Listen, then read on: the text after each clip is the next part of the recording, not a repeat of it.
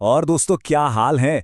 RUH CUE 2026 entrance exam के जबरदस्त explainer में आप सभी का स्वागत है। देखो 21 मई आने ही वाला है और इस एग्जाम को पूरी तरह से डोमिनेट करने का जो फुल प्रूफ गेम प्लान है ना, वो आज हम यहाँ डिकोड करने वाले हैं।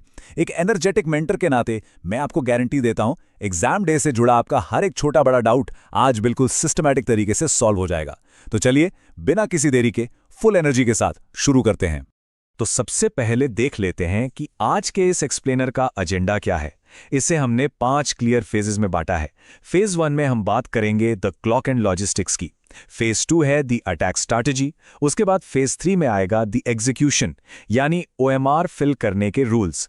फेज 4 में हम द अरेना रूल्स देखेंगे और एंड में फेज 5 होगा हमारी फाइनल पेप टॉक। तो शुरू करते हैं phase 1 the clock and logistics से। किसी भी बड़े एग्जाम को फोड़ने की शुरुआत ना उस दिन की सुबह की टाइमलाइन और सही पेपर वर्क को मास्टर करने से ही होती है। एग्जाम डे का रूटीन दिमाग में एकदम क्लियर होना चाहिए।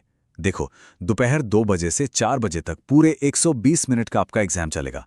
लेकिन सबसे क्रूशियल पॉइंट क्या है? आपको अपने सेंटर पर हर हालत में सुबह 11:30 बजे तक पहुंच जाना है। एंट्री ठीक 12 बजे शुरू हो जाएगी।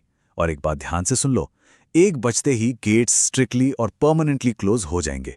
उसके बाद चाहे कुछ भी हो जाए, एंट्री नहीं मिलेगी। तो टाइमिंग को लेकर कोई रिस्क लेना ही नहीं है यार। अब आते हैं गेट पास पर। एंट्री के टाइम ये 5 चीजें आपके हाथ में होनी ही चाहिए। एक तो आपका प्रिंटेड एडमिट कार्ड जिस पर पासपोर्ट साइज फोटो चिपकी हो। बैकअप के लिए एक एक्स्ट्रा पासपोर्ट फोटो जरूर रखना। अपने ओरिजिनल ID प्रूफ जिसमें आधार कार्ड सबसे बेस्ट रहता है। 2 ट्रांसपेरेंट ब्लू या ब्लैक पेन्स और हाँ, एक ट्रांसपेरेंट पानी की बॉटल। देखो गर्मियों का टाइम होगा और 4 घंटे सेंटर के अंदर बैठना है, तो खुद को हाइड्रेट रखना लिटरली नॉन नेगोशिएबल है। लॉजिस्टिक्स सेट होने के बाद अब हम शिफ्ट होते हैं फेज 2 पर, द अटैक स्ट्रैटेजी। अब बात आती है उस 120 मिनट की असली बैटल की। उन 100 सवालों से मैक्सिमम मार्क्स कैसे एक्सट्रैक्ट करने हैं, आइए इस स्ट्रैटेजी को डिकोड करते हैं। पेपर के लेआउट को समझ लो। टोटल 100 क्वेश्चंस आएंगे। बायोलॉजी से 34, केमिस्ट्री से 33 और फिजिक्स से 33। और इस एग्जाम की सबसे कमाल की बात बताऊं, इसमें नेगेटिव मार्किंग 0 है, एकदम 0। इसका सीधा सा मतलब यह है कि पेपर में एक भी क्वेश्चन खाली नहीं छोड़ना है। पूरे 100 के 100 अटेम्प्ट करके आने हैं। मार्क्स सिक्योर करने का गोल्डन सीक्वेंस ध्यान से सुनना। सबसे पहले अटैक करना है बायोलॉजी पर। क्यों? क्योंकि बायो के थ्योरी वाले सवाल आप फटाफट निपटा सकते हो और शुरुआत में ही हाई मार्क्स जल्दी से सिक्योर कर सकते हो। बायो को पहले सॉल्व करने से ना कॉन्फिडेंस एकदम आसमान पर चला जाता है। इसके लिए 20 मिनट का टारगेट रखो। फिर केमिस्ट्री को 30 मिनट में निपटाओ और सबसे आखिर में कैलकुलेशन वाले फिजिक्स सेक्शन को आराम से अपने 40 मिनट दो। इस एग्जाम में पास 1 और पास 2 स्ट्रैटेजी एकदम गेम चेंजर साबित होती है। आसान सवालों को पहले टैकल करना सबसे ज्यादा जरूरी है। पास 1 में सिर्फ वही क्वेश्चंस करो जिसके आंसर आपको 100% आते हैं। पहले पेपर पर 20-25 क्वेश्चंस को टिक कर लो और फिर उन्हें एक बैच में OMR पर फिल करो। इससे ना आपका ब्रेन एक स्मूथ फ्लो स्टेट में रहता है।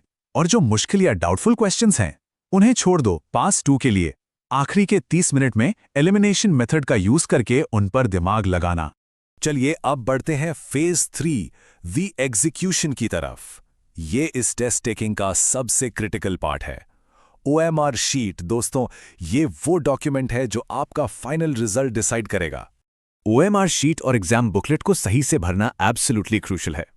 OMR भरते टाइम हमेशा पेन को बाहर से अंदर की तरफ सर्कुलर मोशन में घुमाओ और बबल्स को कम से कम 90% तक डार्क करना है। रोल नंबर ध्यान से भरना, ऊपर लिखे नंबर को नीचे वाले बबल से परफेक्टली मैच करके। क्वेश्चन पेपर पर जो टेस्ट बुकलेट नंबर प्रिंटेड होता है ना, उसे बिना किसी गलती के OMR में भरना है। अपना सिग्नेचर बिल्कुल वैसे ही करना जैसे एडमिट कार्ड पर किया था। और सबसे बड़ी बात, कोई भी बबल फिल करने से पहले क्वेश्चन नंबर डबल चेक जरूर करना।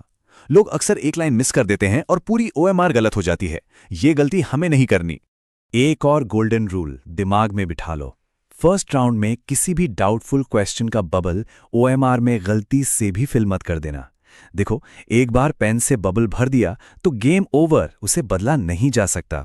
इसलिए जिसमें डाउट है उसके तुक्के हमेशा आखिरी राउंड के लिए ही बचाकर रखने चाहिए। अब फटाफट चलते हैं फेज 4 पर, द अरीना रूल्स। ये स्ट्रिक्ट ड्रेस कोड की गाइडलाइंस हैं जिन्हें फॉलो करना जरूरी है। ताकि लास्ट मिनट पर सेंटर के गेट पर आपको कोई चेकिंग वाली एंग्जाइटी ना हो।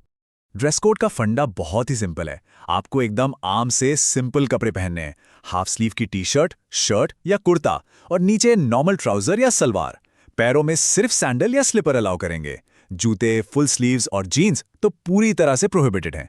किसी भी तरह की ज्वेलरी मत पहनना। कोई अंगूठी, चेन, घड़ी या बड़े बटन अलाउ नहीं है। आपका आउटफिट जितना सिंपल होगा, आपकी एंट्री उतनी ही मस्त और स्मूथ होगी। और दोस्तों, अब हम आते हैं अपने आखिरी और सबसे खास हिस्से पर, phase 5, the final pep talk. सब कुछ समझ लिया, स्ट्रैटेजी सेट है, अब बस एक सही माइंडसेट की जरूरत है।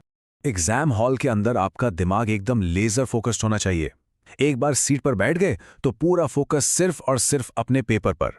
हॉल में क्या हो रहा है, कौन क्या कर रहा है, इन सब से हमें कोई मतलब नहीं है। बीच बीच में थोड़ा पानी पियो, गहरी सांसें लो और दिमाग में ये टारगेट क्लियर रखो कि मुझे 90+ स्कोर करना ही करना है। और जैसा कि मैं पहले ही बता चुका हूं, नेगेटिव मार्किंग नहीं है, तो अटेम्प्ट एवरी सिंगल क्वेश्चन। एक भी सवाल छूटना नहीं चाहिए। आज के इस एक्सप्लेनर को हम एक बहुत ही शानदार थॉट के साथ एंड करते हैं। आपकी तैयारी हमेशा आपकी घबराहट से कहीं ज्यादा मजबूत होती है। खुद पर और अपने प्रोसेस पर भरोसा रखो। एकदम पॉजिटिव माइंडसेट के साथ जब एग्जाम देने बैठोगे ना, तो टॉप गवर्नमेंट कॉलेज की सीट सिक्योर होना बिल्कुल तय है। पूरी एनर्जी लगा देना, सफलता आपके कदम चूमेगी। मुझे पूरी उम्मीद है कि यह स्ट्रैटेजी आप सबके बहुत काम आएगी। तो दोस्तों,